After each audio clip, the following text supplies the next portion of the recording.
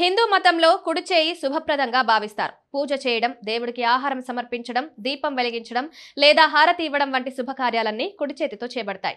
కుడి చేతితో పనిచేయడం వల్ల మంచి ఫలితాలు వస్తాయని నమ్ముతారు. దేవుడిచ్చిన నైవేద్యాలను మనం స్వీకరించినప్పుడు ఆ చర్య కూడా పవిత్రంగా పరిగణించబడుతుంది. కాబట్టి ప్రసాదాన్ని కుడి చేతితో తీసుకోవాలి. ఎడమ చేయిని మతపరమైన పనులకు తగినది కాదు. దీనికి ప్రధాన కారణాల్లో ఒకటి, రోజువారీ పనుల్లో మల విసర్జన చేయడం లేదా శరీరాన్ని శుభ్రపరచడం వంటివి ఎడమ చేత్తోనే చేస్తాం. ఈ కారణంగా ఇది అపవిత్రంగా పరిగణించబడుతుంది. ఏ పవిత్ర కార్యంలోనూ ఎడమ చేయిని ఉపయోగించకూడదని గ్రంథాలలో రాయబడింది. ప్రసాదం తీసుకునేటప్పుడు జాగ్రత్తగా ఉండాలి. తరచుగా ప్రజలు తొందరలో ఉన్నప్పుడు లేదా శ్రద్ధ చూపనప్పుడు ఎడమ చేత్తో ప్రసాదం తీసుకుంటారు. ఈ అలవాటు క్రమంగా పెరుగుతుందని, కానీ దీన్ని నివారించాలి. ప్రసాదం తీసుకునే ముందు చేతులు శుభ్రంగా ఉంచుకోవాలి. వీలైతే ముందుగా చేతులు ముడుచుకొని దేవునికి కృతజ్ఞతలు చెప్పాలి. ఆ తర్వాత కుడి చేత్తో ప్రసాదాన్ని తీసుకోవాలి. ఇలా చేయడం వల్ల మనసుకు ప్రశాంతత లభిస్తుంది. పూజ చేయడం వల్ల మంచి ఫలితాలు కూడా లభిస్తాయి. మత విశ్వాసాల ప్రకారం కుడి చేయి సూర్యుడిని, శుభశక్తిని సూచిస్తుంది. ఎడమ చేయి చంద్రునితో, దాచిన శక్తితో ముడిపడి ఉంటుంది. కాబట్టి శుభకార్యాలకు కుడి చేతిని ఉపయోగించమని సలహా ఇస్తారు.